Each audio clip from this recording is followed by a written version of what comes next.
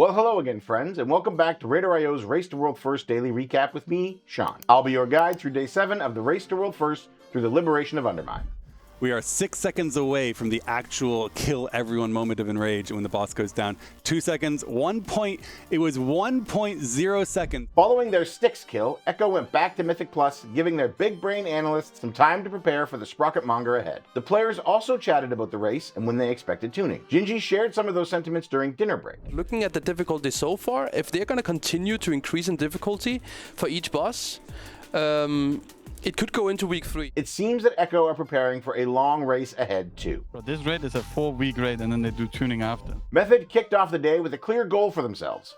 Kill, Styx, Bunkjunker, and join competitors Liquid and Echo on Lockenstock. After some truly heartbreaking wipes at 2.4 and 1.09%, Method finally did it, claiming World 3rd Styx. After keys, Echo headed back into Mythic, ready to blast Lockenstock right off his conveyor belt. Or maybe get blasted off themselves? Repeatedly. So we're about to go into that first intermission. As you can see, Artie lines himself up really well for the knockback.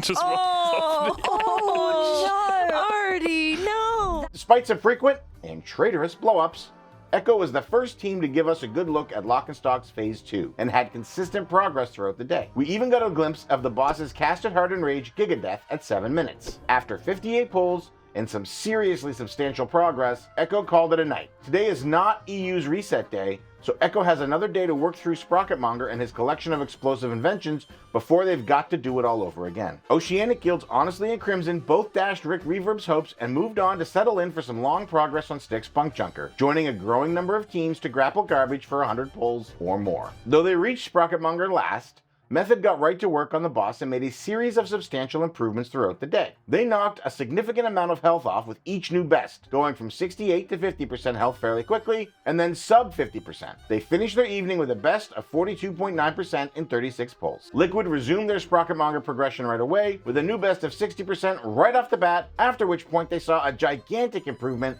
with a 46.7. They were looking pretty confident in themselves until, boom, all the streams disappeared. Initially, we were positive this was an act of intentional Sprocketmonger sabotage, but it was actually much worse. The majority of Santa Monica had lost power. The Raiders practiced for their new careers, but us coverage folks and the Twitch chatters waited anxiously for them to return. A small health pool nerf on Lockenstock came midway through the day, and while some players were unhappy with the timing, a few casters were delighted with the change. And it also gives me an actual, I don't know how you guys feel about this, a really good confidence on the tuning of the next bosses, because if they've done the math now and they know, and this is a very Sludge Fist E type boss. This is a training dummy for as much as it's going to be. This raid, One Arm Bandit is also a similar thing.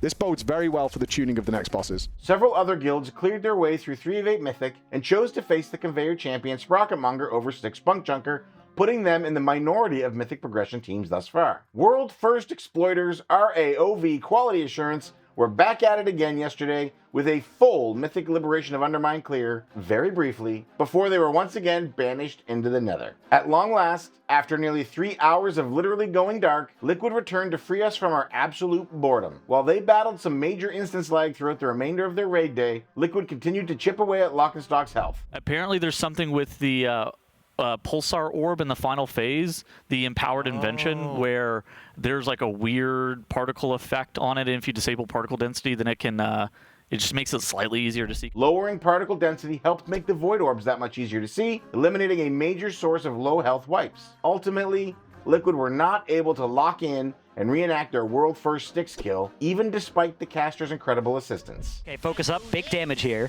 Big damage. Yeah, you don't need to do big damage except for when I call big damage here as well. Whenever I don't call big damage here, feel free to do bad damage. They headed to bed with a heartbreaking best pull of 5.2%. Oh no, they actually had Shaq taunted. That's huge. They get a B-res here in 3 seconds, no? Shaq's gonna die probably. We salute your sacrifice, Liquid, and hope RNG is kind to you today. Throughout the evening, NA Guild XD made steady progress on Styx Bunkjunker with a new best at 61.7% after only 19 pulls. Pop-Tart Corndog joined them in their trash rolling practice runs and had an impressive new best pull at 59.8%. Instant Dollars further solidified their world 4th position on the leaderboard with a sub 20% pull. Today is NA's Tuesday reset, and you know what that means.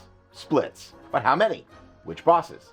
How much Mythic Plus? For the answers to these and all your other pressing questions, keep raider.io/RWF up on your browser and meet me back here tomorrow for another episode of RaiderIO's Race to World First Daily Recap.